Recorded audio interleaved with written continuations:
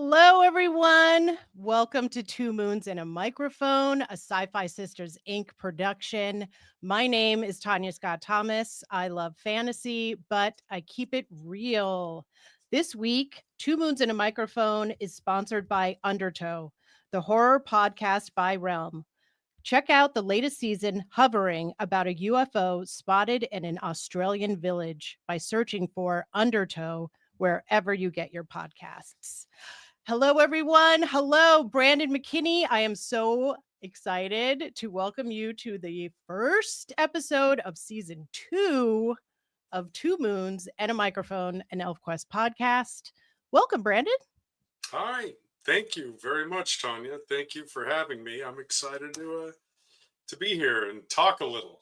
I think I was just saying before, where as artists, you're kind of isolated and you're drawing all day, and you don't talk as much. So I'm happy to be speaking instead of Yes. drawing. Yeah, I wish I could spend all day not talking, but I have 4 children, so Right? I'm always looking for a little peace, but I'm happy to talk about ElfQuest with you.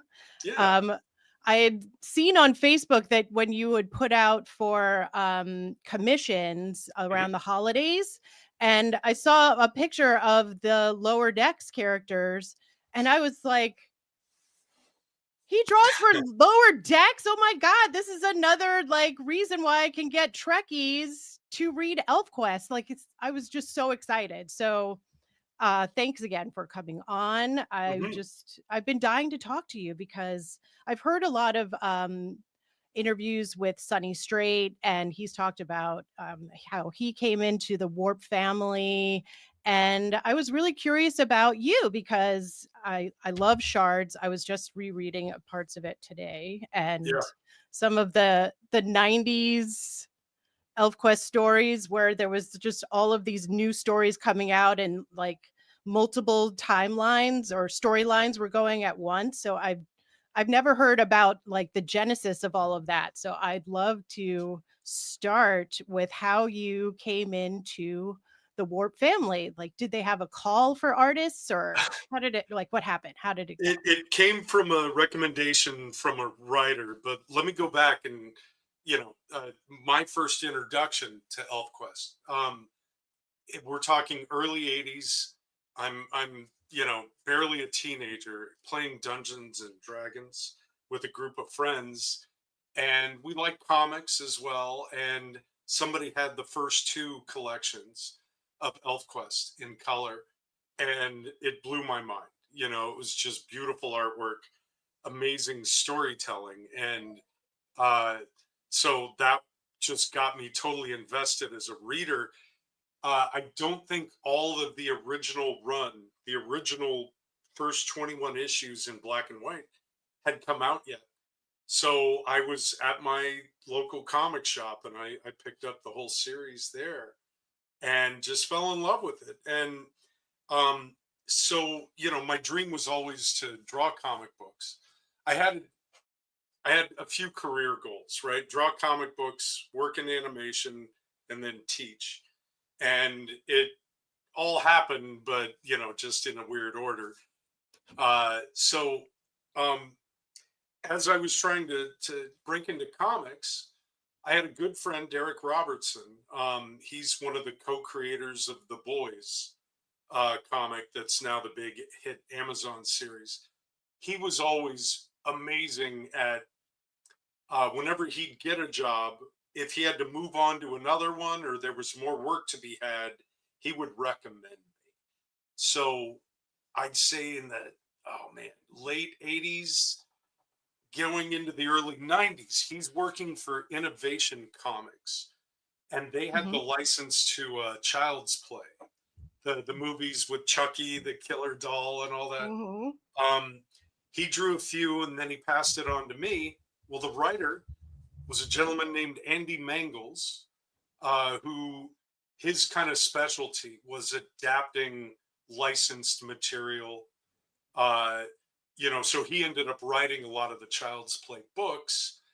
He liked my artwork, and then Andy, he's a hustler, and he got a writing gig when Wendy and Richard were expanding the ElfQuest line. This is the early 90s. Everything is selling crazy amount. Yes. And, you know, Warp Graphics, who publishes ElfQuest, decided to expand the number of titles they were doing. And that gave Wendy a chance to kind of take a break because comics are hard, right? They're Hmm. really hard to draw. And she'd been doing so much, so beautifully for a long time. Um, Andy recommended me. We did a short story together and then a whole book, Blood of 10 Chiefs, I think, issue 2. Uh, Okay. talking about early days of Bear Claw, who's Cutter's father. Hmm. And based on that, I think Wendy said, I want him to draw what I'm writing. And so I had a style that I could emulate Wendy's elves pretty well. Um, and so it was through Andy that that got me into know Wendy and Richard. And then I think it was 93, 94. They flew me out to Poughkeepsie to meet everybody in person. And it kind of took off from there.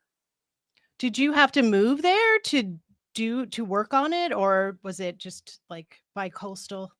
It was bi-coastal. At the time, Wendy was actually living in LA working on getting the ElfQuest movie developed and produced and everything. So, and comics early on, before fax machines and Federal Express, you had to be in New York if you wanted to work for Marvel or DC.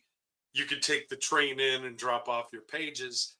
When I started in comics, you could fax in roughs or fax script pages. We didn't quite have the internet up and running, just Right. to, you know, make me feel super old. Um, but I would draw my rough pages, make copies, and fax those to Wendy to get notes and stuff. Um, so, and then when it came to delivering the actual art, I'd put it in a FedEx box and ship it over to Poughkeepsie to get scanned and lettered and inked and the whole 9 yards. Comics became kind of an assembly line that way. The penciler, you have the writer, of course, who starts with the script. Then the penciler visualizes all the panels and draws it in pencil. Next, usually back then it was the letterer who would do the word balloons and captions right on the page, or they would paste them up or do an overlay. Inker works on it next, then the colorist, and then it's all put together and sent to the printer. Um, so anyway, I did not have to move to Poughkeepsie. I was in California and shipping all my work through FedEx. Wow. Do you Yeah. have a favorite character that you've drawn, or your favorite character in general from ElfQuest? Um,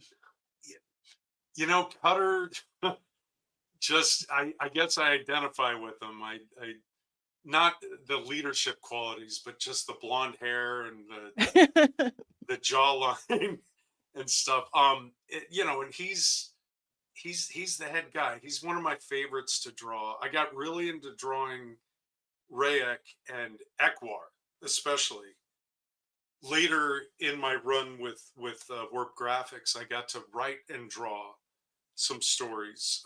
Rogue's Curse with the characters Rayek, Winnowill, and Ekwar. Winnowill was killed at the end of Shards, but her spirit was gonna destroy the world, and Rayek had to kind of absorb her. And then Ekwar, the rock shaper, became his companion. I don't know the character's name from Don Quixote, the kind of old guy who's the buddy, the assistant, Sancho. I think Somebody so. in the chat knows. Anyway, Yes, it's someone in the it's chat. Rayek. What's that? Yeah, hopefully someone in the chat. There are Right. very learned people out here. um, Sancho Panza. that's it. That's There you it. go. So Thank you, Ekwar Sarah. was the Sancho Panza. Uh, to Rayek's, haunted elf, Yes, captor of dark Winterwill's character. spirit. Poor Rayek. Poor, Yeah, right. I sort of. know he loses the girl, then he He falls loses in the love with the most palace. right, falls in love with the most evil elf there is, and then he has to live with her in his head, for the rest of their lives. But yeah, that was super fun getting to write and draw that. Um, so between What's favorite characters, Cutter and Rayek, Lita is so beautiful and curvy, and the hair is really hard when you have to draw a lot of tight curls. I've Yeah, heard Wendy say many times that if she knew what she was getting into, that all of the elves would be bald and unclothed. So yes, yes. Uh, that's the trick with character design. Um, it's not that you get to draw them once with all these cool details and curly hair and jewels all over their outfits. You have to draw them over and over and over and still make it look good. So, yeah, design is tricky.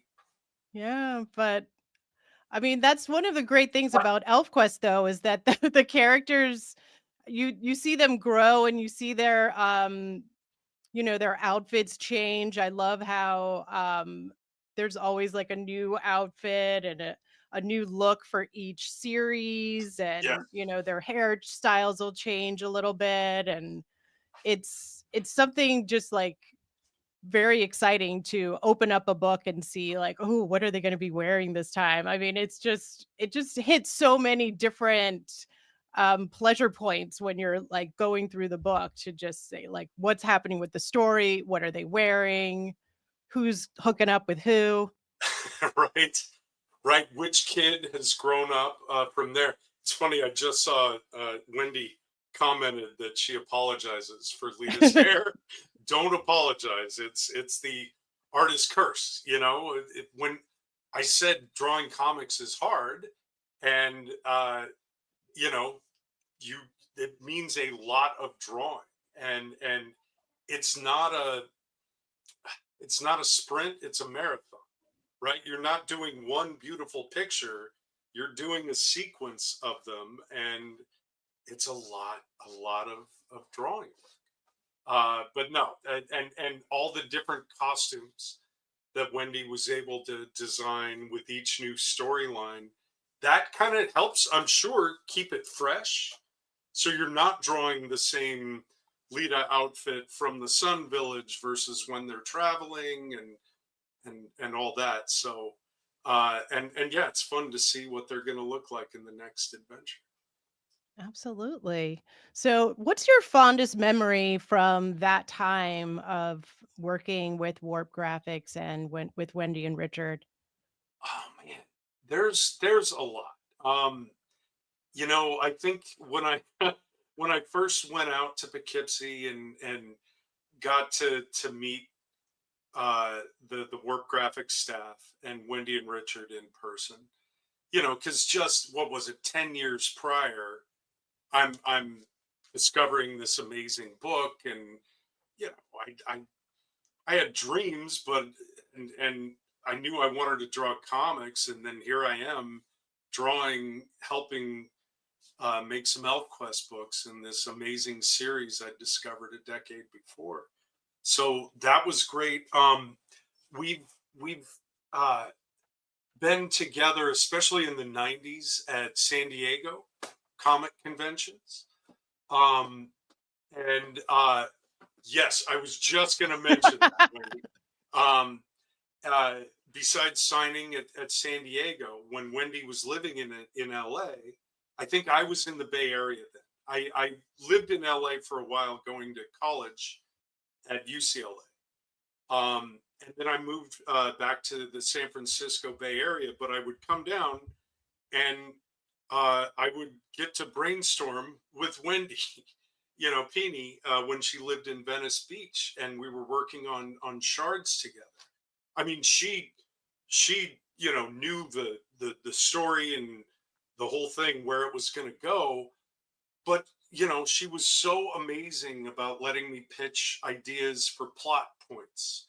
And Wendy knows characters like nobody's business, but just little bits here and there, and it really felt like just a really fun collaboration. Uh, and yeah, just again getting to do that with one of the greatest storytellers in the comics industry was pretty amazing. Wow. That Yeah. that sounds so cool. That would be a dream come true. And Yeah. wow.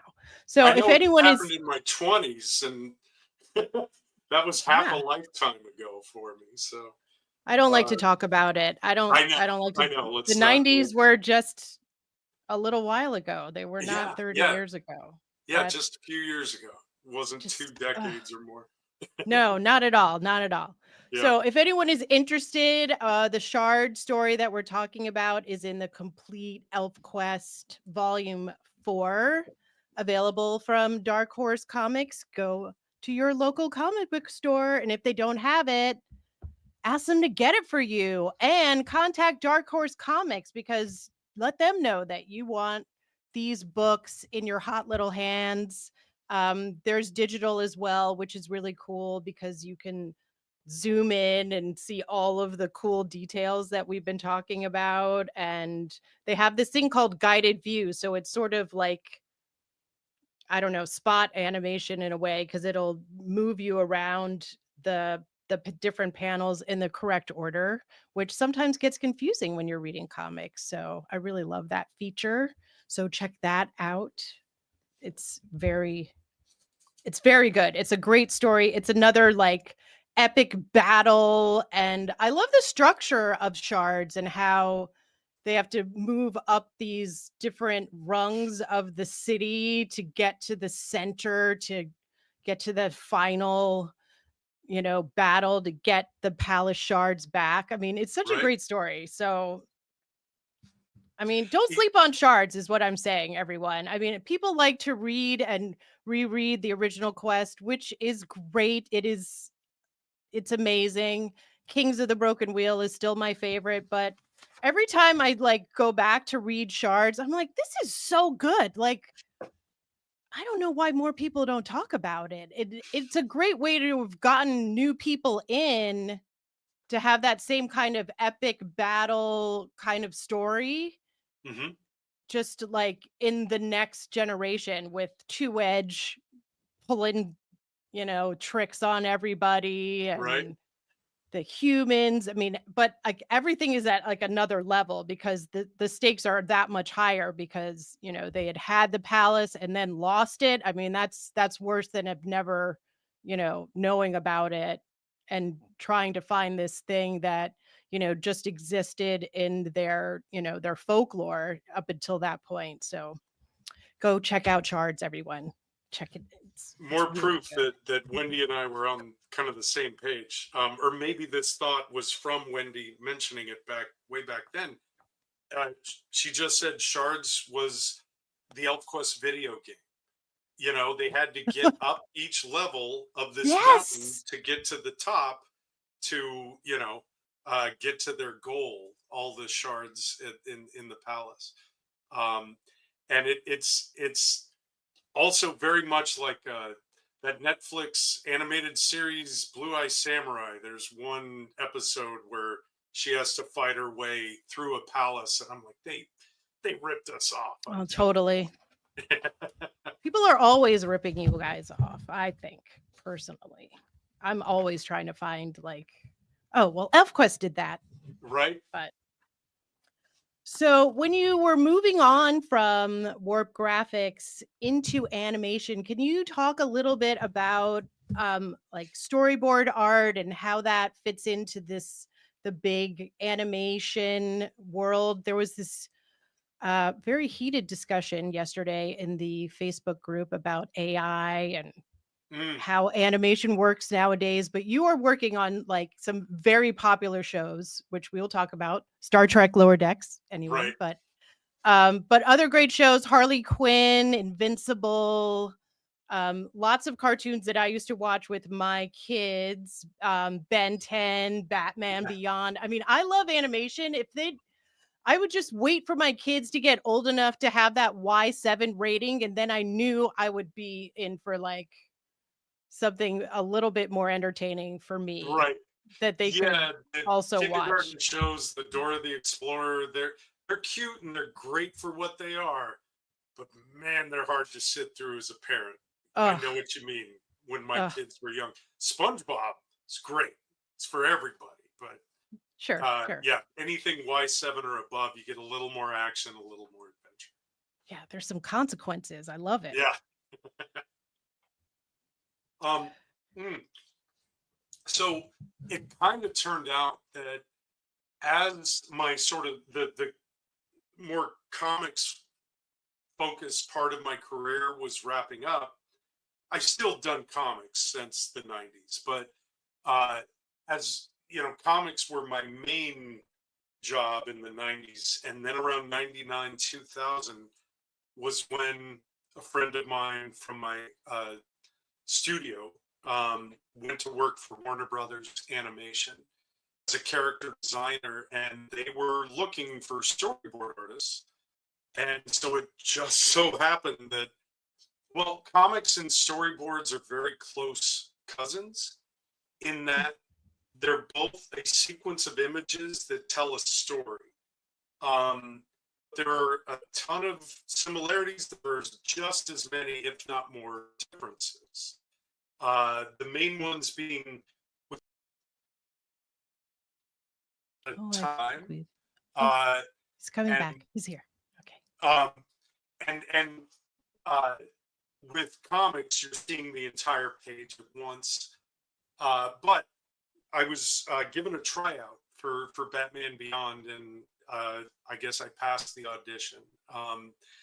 And so that sort of shifted me into animation as my primary career, and I was able to use a lot of what I knew from comics and apply it to storyboarding. I'd also studied animation in college back at UCLA. And so, yeah, things just kind of moved on from there. Batman Beyond, there was a series Static Shock Oh, based on yeah. yeah, a DC character.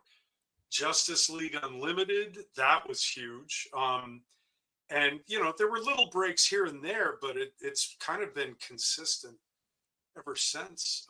Lots of Scooby Doo direct to video movies. There was a series, Scooby Doo Mystery Incorporated. Yeah, just more shows than I can even remember, which is strange. Uh, It's a yeah, blur. Do you have, like, a favorite besides Lower Decks, of course, because 'cause I'm sure right. that's your favorite.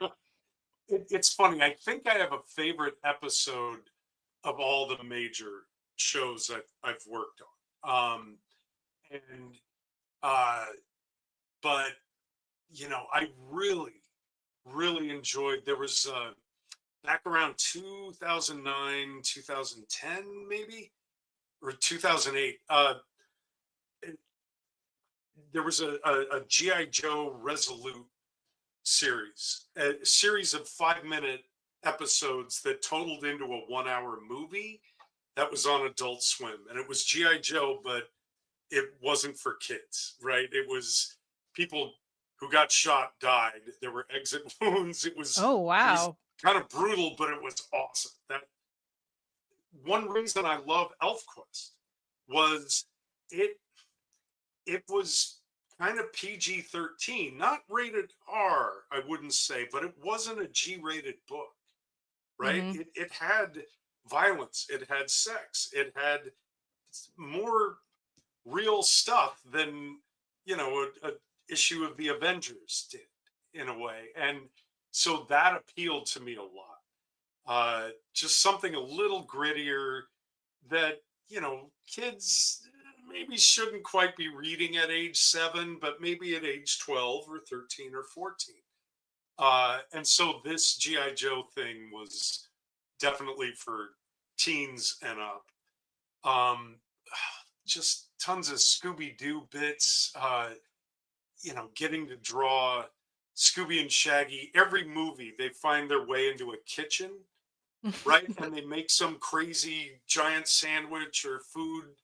I've done a couple or three different sequences of that in various movies, and then the villain enters the kitchen and they take off or they goof on the villain. Um, so there, geez. The other big thing was on Harley Quinn. Love drawing Harley and Ivy and making them act and emote. Um, but we got to do an episode where we did the Harley Quinn show version of Batman fighting Bane. It's kind of a well-known thing in comics that when Bane was introduced in the comics, he fought Batman and broke his back, and Batman had to Hmm. retire for a few years. Um, and that actually relates to a job I'm just finishing up right now. We did our version in the Harley universe of Bane fighting Batman. He was in a powered armor suit, and the director and we just got to brainstorm different ideas for their fight sequence that were cool but also funny.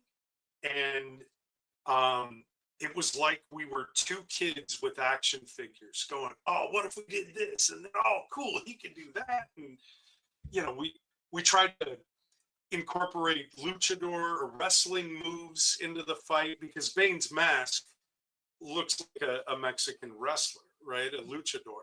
So at one point, Batman's getting a pile driver, upside down and kind of smashed into the ground. So that was really fun to draw and to see animated.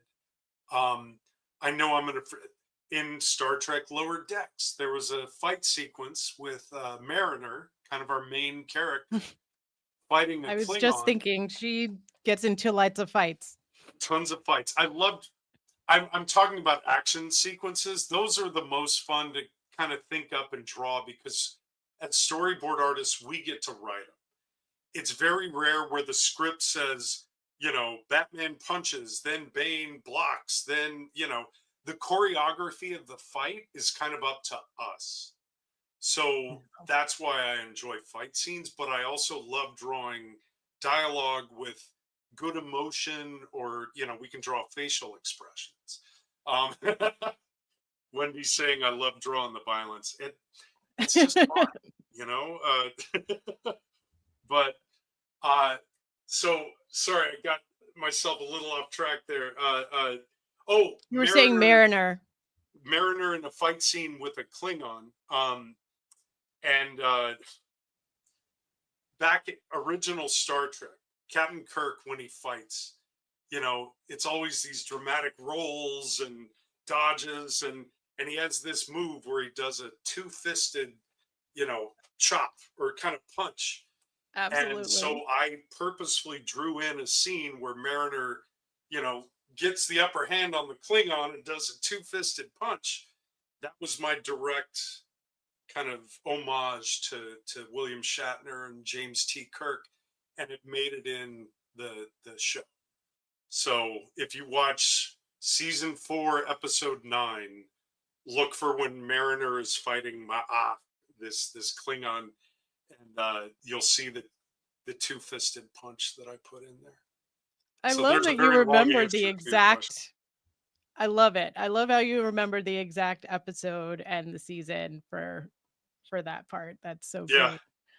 So it sounds like you were a Trekkie as well as an ElfQuest fan, our sweet spot here at Sci-Fi Sisters Inc. right. Do you have like a favorite series of Star Trek I or favorite do. character? I'm loving the new stuff they're putting out. Strange New Worlds is amazing. Discovery was really cool as it was coming out. I, watched reruns the original Star Trek, so I became familiar, watched all the films as they were coming out. But Star Trek Deep Space Nine was the show I saw every episode of throughout its run. Excuse me, I haven't gone back and rewatch them, I just remember it had this progression and epic story, and the Dominion War was Mm, amazing, and then they finally get their own ship where they can leave the station. uh that one I would have to say is kind of my main show, because they would play that and then they'd play Babylon 5, which, there's some dispute, like, did Star Trek rip off Babylon 5 or what happened there? But they were both right. great shows. And Hmm. so for 5 odd years, I had some great television every week to watch. Oh, absolutely. The chat is going crazy because Sci-Fi Sisters love Deep Space Nine. That is their show. Cisco is their captain. Yeah, Cisco's awesome. I mean, Avery Brooks, what else is there to say? The Right. man, genius, a Yeah, that genius. voice, that presence, the charisma. Um, so in Lower Decks, just to bring it around, Hmm. they had an episode where they went and visited Deep Space Nine, and I got to draw Kira Nerys, the Bajoran. Who else did I get to draw? That was, well, I got to draw Dr. Bashir in season 5. But just getting to draw the station, I drew Quark. That was awesome. Um, so that was another So great. moment, like growing up reading ElfQuest and then getting to draw the books, watching Star Trek in the 90s, and then getting to draw places and characters from one of my favorite versions of the show. Did you create the original characters, like how they looked, like their character design for Lower Decks? No, so kind of like in comics where they separate the jobs: penciler, inker, colorist, letterer. In animation, they separate the jobs, like character design is one department, backgrounds are another department, storyboards are their own department. So um, occasionally I've suggested the way a new character or side character might look, but the main designs, that's a whole different team. And I'm sorry to say, I don't know who did the primary designs for our main cast of Lower Decks, but they're great. They're amazing. So the storyboard artist kind of takes the script and visualizes it based on, we sort of take the character designs and mix them with the background designs, and our job is to visualize each shot. Is it going to be a wide shot? Is it going to be eye level? Is it going to be kind of an up shot or a down shot?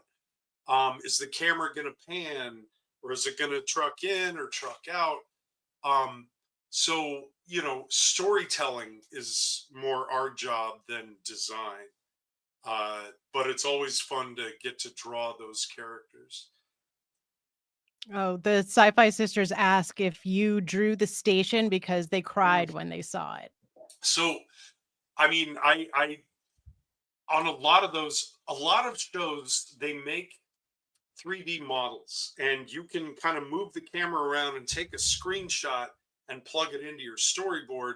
We didn't have a 3D model of that bar. We had a ton of reference from the show. So I had to draw each background by hand based Oh. on the reference. Of course, I didn't design it; it was already designed for a couple decades. But yeah, I got to draw. They did have a 3D model of the exterior, so I did plug that into my storyboards. And I think I got to draw when we first see the station in the opening of the episode. Uh, but yeah, it was amazing. And drawing, I drew a really tough down shot from like the second level promenade to the opening of Cork's bar. A lot of shots inside the bar, and that bar is tricky. Like, the Yeah. design is really unique, lots of levels and layers, and uh, I did my best. And the background artists saved me on that for sure. Oh, incredible. That sounds so great. Everybody loved Lower Decks so much. Everyone is sad that it ended. It's Just My gets you right guess is there. it's on pause for a while. The creator, Oh, Mike McMahon, uh, he's just brilliant at his job. Um, Getting the series sold and made and continuing for as many years as it did. And he crafted each character and the main story arcs. um I don't think he's just going to let this die. Whether gets more seasons, it may get short movies or something more. As far as the budget for a show, animation is pretty cheap compared to live action. uh and everybody I know who's worked on the show didn't want it to end. We're all keeping our fingers crossed that we get to make more. There you go, a 2-hour movie. yeah, that would be Uh, great. yeah, yeah. I would love that because I hope I haven't drawn my last Boimler or Mariner or Rutherford or Tendy. Um, and so cross your fingers. Go and stream the show if you have Paramount Plus, and yeah. Um, and yes, Russ. One of the comments is, would I consider doing more ElfQuest? Always, always, for sure. Well, there is a animated series in development. So there's the dream, right? Mhm. If I went and drew comics in the '90s, working in animation, if I can draw storyboards for an ElfQuest series, then all the stars have aligned, right? And so we're hoping that that comes to pass. That would be amazing.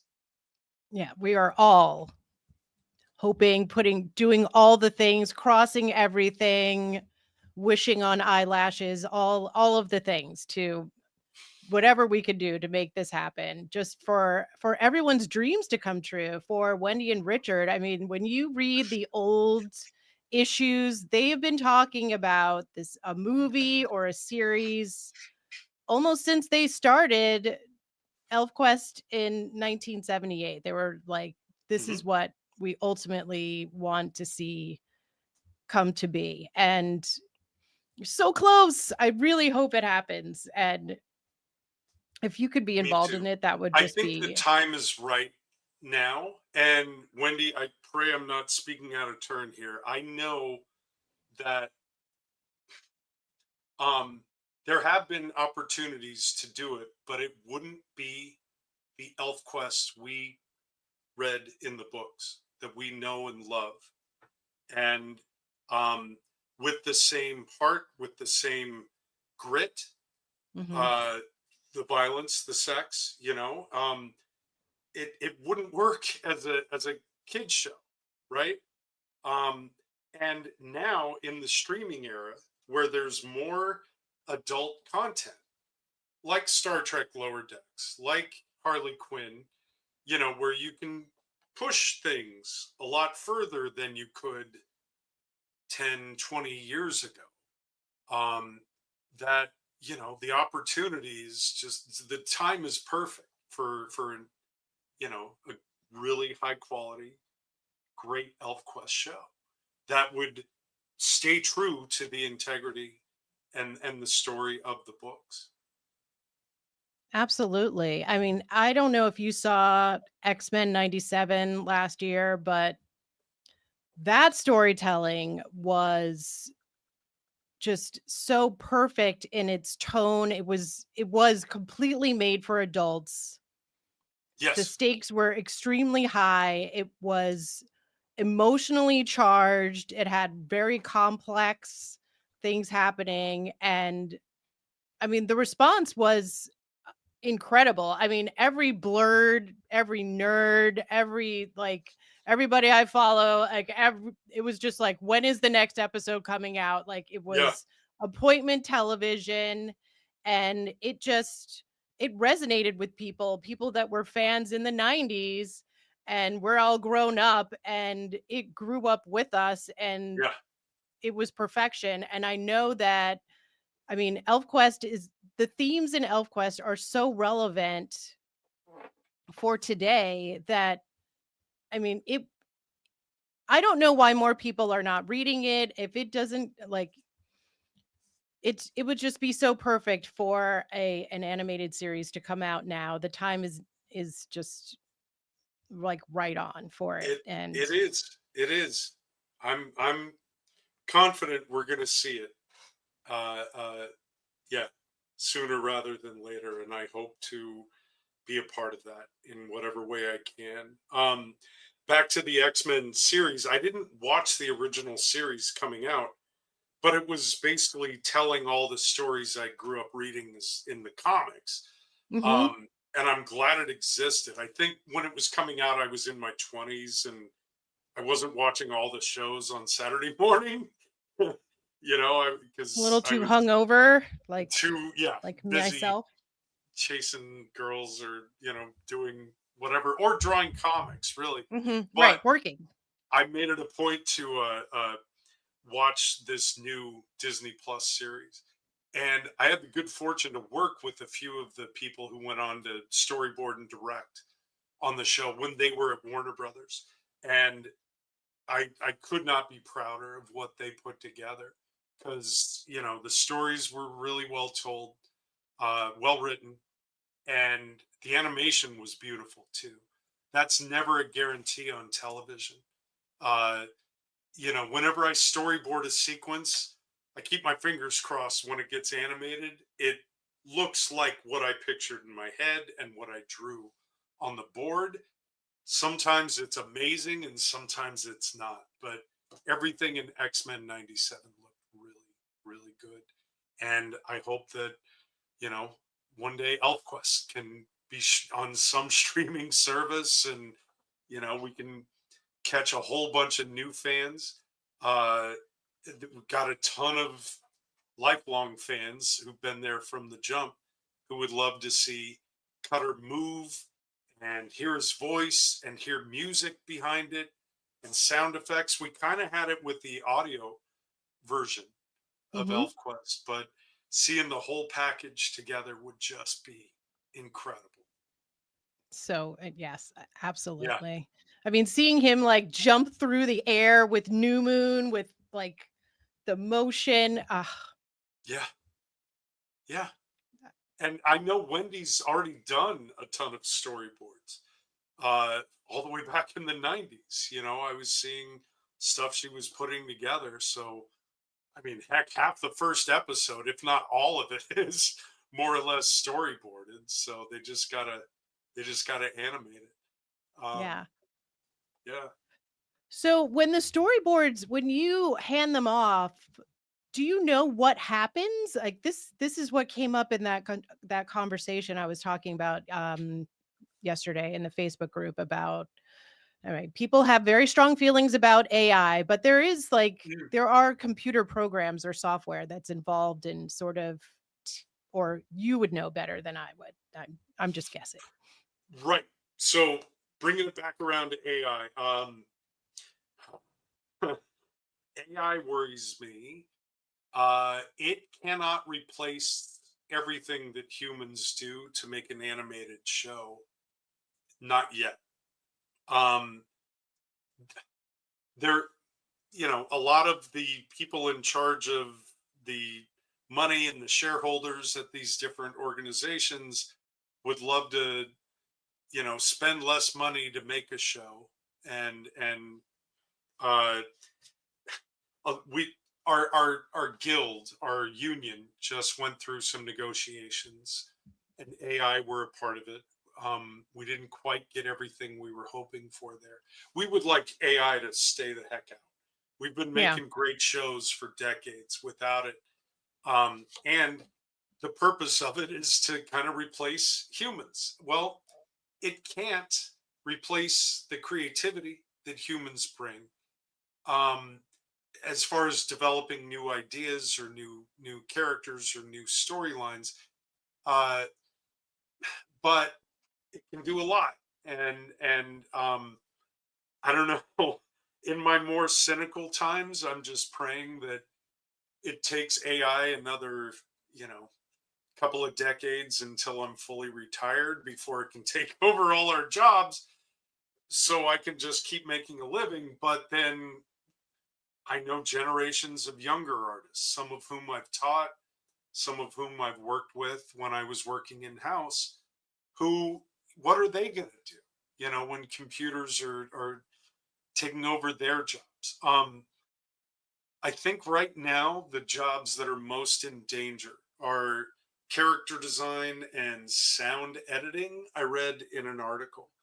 Um, right, Wendy's saying style and human error. That uncanny valley. I think might be what stops LA or stops AI in its tracks for a while. Um, where without that human element in there, it won't have that same heart, that same soul, that same emotional appeal that human drawn or rendered animation can have. So it's a scary topic where there I think there are things it can do well that would be very useful and help humankind. But if all it's going to do is replace all the creative jobs out there, like musicians, writing music, making art, making animation, then that's awful. Robots were supposed to do the hard things, the labor, the work humans didn't want to do well, so we could make art. And now Mm-hmm. the robots are taking over the art, and we're just left doing all the crap work. So I don't know if there was a question in there. I'm just kind of spewing about how much I'm No, I worried about agree. AI. I love to hear true like artists feelings about AI and how it's being used in these creative spaces. I mean, I cannot draw, I can't really sing or anything like that. So, I mean, I just can't it seems very scary to me that there might be this I don't know, computer program that's going to try to replicate like the human soul, even though I don't think it's possible. I listened to a very interesting episode of On the Media where they were talking about AI and like chat GPT and how it's not as smart as it's being purported to be. So I think that, I'm always talking about Skynet. My husband will talk to Gemini all the time on his phone. And Mm. I'm like, you need to stop talking to that thing because it's going to take over. And this was a very reassuring episode. The expert was just talking about how the media has been kind of pumping it up that it's like we're this close to it taking over, and that is why all of the stock prices dropped last week when Mm. deep is it deep seek came out because it works for like a much cheaper, it doesn't use as much power and it's cheaper to operate the Okay. Chinese AI. And a lot of it was just these, kind of Silicon Valley guys just like, pumping themselves up just to keep getting more investors, and Right. it's really not as great as it is. So, you know, hooray for That humanity on that front. I that's think that's interesting. That reminds me around 99 2000 that when the internet was blowing up, they called it the dot-com bubble, and it yes. burst. People were throwing money into everything. And I remember a few companies trying to start up like, oh, you can watch cartoons on the internet. And I even worked for a couple of them a little bit, and then it all Yep, that all so vanished that's because same deal. People were inflating what could be done before it could really be done. exactly. So Yeah. that's the comparison that he was kind of drawing with that. So there's that. So everybody Right. relax just a tiny bit. There are other things to worry about, but not right now because we're trying to have a What nice I conversation, a nice what I can evening. say about it is uh, to me one of the best ways to combat AI is support your local artists, or your artists on the internet, um, getting commissions. You're owning a piece of original art, hand drawn, of exactly what you want, made just for you. Buying original comic book art. Um, just investing in artists, buying their merchandise directly from them. Um, and it's hard because the corporations are going to do what they're going to do, be it comic book publishers or animation studios. Uh, Maybe if there's a show that they tout as all made by AI, don't watch it. I mean, everybody's going to a little out of curiosity, but try to gravitate toward the actual handmade, real human crafted materials, and uh, that'll help. You know. Yes. Oh, speaking of which, you have your own original comic that you put out recently. Yeah, yeah. Would you like Thank to you. talk about that? Sure. So, gosh, I even have a copy of it here. Um, it, Crimson Storm is a character I created back when I was, back in the '80s, right after reading ElfQuest and getting into comics, and um, she was sort of my take. I had crushes on redheaded, fiery superheroes and elves like Lita, but Jean Grey, Phoenix, Starfire, uh, Firestar, and so I made up a character who has red hair and superpowers. And then in college, I got a chance to basically write and draw a whole comics worth of material for a class. And I tried to infuse some politics, and so Crimson Storm is about a character, a beautiful redheaded woman who has superpowers of creating explosions. She's taken in by the government, used as a PR tool. Look at our beautiful, sexy, redheaded, you know, fiery hero. But other parts of the government are like, oh, you can blow things up. We want to use you for black ops, uh, and she has a really tortured past. And so I took this character from the '80s. I got a chance to write and draw 3 issues, and it's all collected in this graphic novel. Kind of hard to get unless you see me at a show, but I'm looking at really closely starting a Kickstarter, where you can get this plus some more material. So keep Fantastic. your eyes open on that. If you follow me on social media, I'll promote that when the time is right and it's ready to go. But yeah, Crimson Storm. There you All go. right, Thank you for great. letting me do that. Oh, absolutely. And you can follow Brandon. We have all of his socials in the description box. This has been a great conversation. It has been so great talking to you and getting to know you and hearing about your career and all of your geeky interests that align so perfectly with the Sci Fi Sisters Inc. family. So thanks for coming on, Brandon. It's been a real pleasure. It's been a pleasure talking to you and meeting you, Tanya. And Oh, I'm kind of lucky that I have a job where being a nerd is an asset, right? Having absolutely.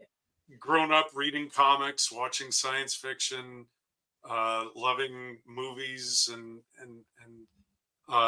yeah, I just feel very blessed, very lucky that I get to do this for a living. And thank you for letting me go on and on for an hour about all of this. I very much appreciate it.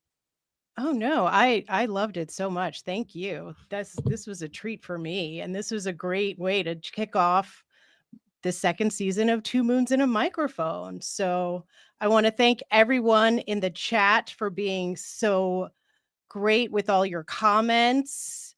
If you're new here, please make sure to hit the subscribe button so that you don't miss out on any of the fun. And don't forget to like and ring the notification bell so you can stay up to date on everything that we're doing. And if you want your brand in front of our awesome, loyal tribe, we'd love to have you as a sponsor. Our fans are passionate about ElfQuest, sci-fi, STEAM, and innovation, and they're ready to connect with brands that share their values. Whether you're a small business or an individual, it's a win-win for both you and the community. So just click the link in the show description to sponsor or head over to sci-fi sisters.com/sponsors to learn more about how you can work together. So join us again. Oh, you can see the Sci-Fi Sisters tomorrow night on the Trek Geeks channel. It's Thursday Night Geeks at 8 p.m. here on YouTube. Just search for Trek Geeks. So thank you again. Thanks, Brandon. Thanks to everyone in the chat. Wendy, thank you for coming to the chat. And this has just been so great. So have a great night, everyone. Shade and sweet water.